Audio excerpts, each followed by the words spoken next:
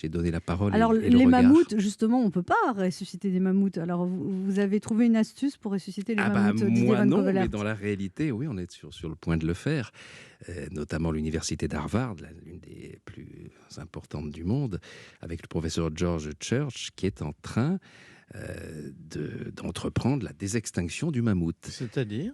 Alors, vous savez grâce, entre guillemets, au réchauffement climatique, il y a Oui. de plus en plus de dépouilles de mammouths sont remontées à la surface, dans un état de conservation extraordinaire. Et puis, le mammouth est compatible à 99% avec l'éléphant d'Asie. D'où l'idée de faire un clonage Une reproduction hybride, in vitro qu'on appelle. de... C'est-à-dire que on récupère un noyau de mammouth, et puis on le met dans l'ovule dénoyauté d'une éléphante d'Asie. Alors, c'est comme ça que comment Jurassic Park. Mais comment on va récupérer du sperme de mammouth s'il est mort? Non, on n'a pas besoin de sperme dans Non, le... calmez-vous, il n'y a pas besoin de sperme. Non, Voyez, parce on que ramène tout au cul, non, pas de sperme. Parce que moi, je veux pas aller voir le mammouth. Là, on est au niveau de Petite l'ADN. décharge. Donc, on est aujourd'hui... Oui, on est dans un monde d'apprentis sorciers, mais là, tout à coup, ça serait vraiment pour non seulement une bonne cause, mais une cause d'une urgence extrême. Mais pourquoi? En fait, parce que les mammouths permettent de refroidir la planète, c'est ça? C'est-à-dire que le danger numéro 1 qui nous guette, c'est le dégel du permafrost. Oui, on est d'accord. Parce que là, et pourquoi ce permafrost dégèle, surtout en Sibérie, libérant du méthane et du gaz carbonique. Il y a des milliards qui sont contenus. Et là, si tout est libéré... Donc, qu'est-ce qui se passe si on ressuscitait des mammouths, Didier Van Covelert? Il se passerait quoi alors? Alors, pourquoi ça dégèle? C'est qu'il n'y a plus d'animaux dans les forêts, parce que l'homme a fait disparaître ces animaux, et ces forêts sont écologiquement mortes, donc il n'y a plus rien à manger.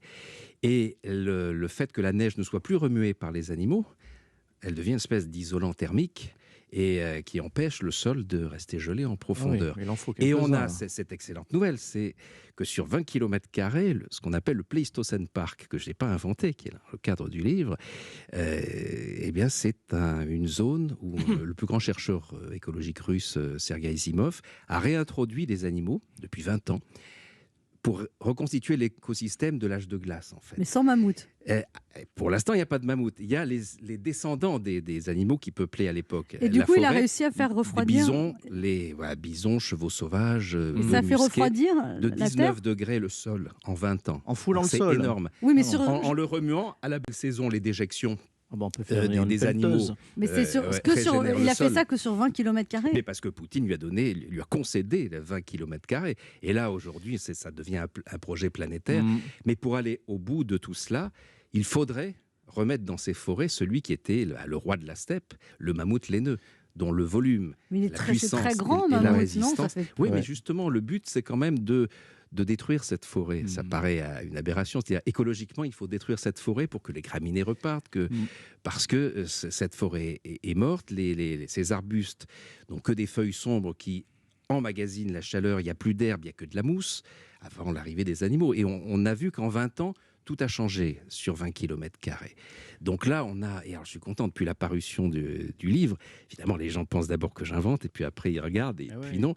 Et alors, il y a des promesses de dons sur Pléistocène Park qui arrivent extraordinaires. Alors j'aime bien quand le mammouth. Mon imaginaire s'inspire d'une réalité, et après, cet imaginaire livré au lecteur permet d'un peu d'améliorer la réalité. Parce qu'il faut savoir que le Pléistocène Park ne vit que de l'hébergement des chercheurs du monde entier qui viennent voir ce qui se passe avec cet écosystème, mais pour cause de crise sanitaire, depuis 1 an, il n'y a plus eu d'universitaires étrangers en Sibérie.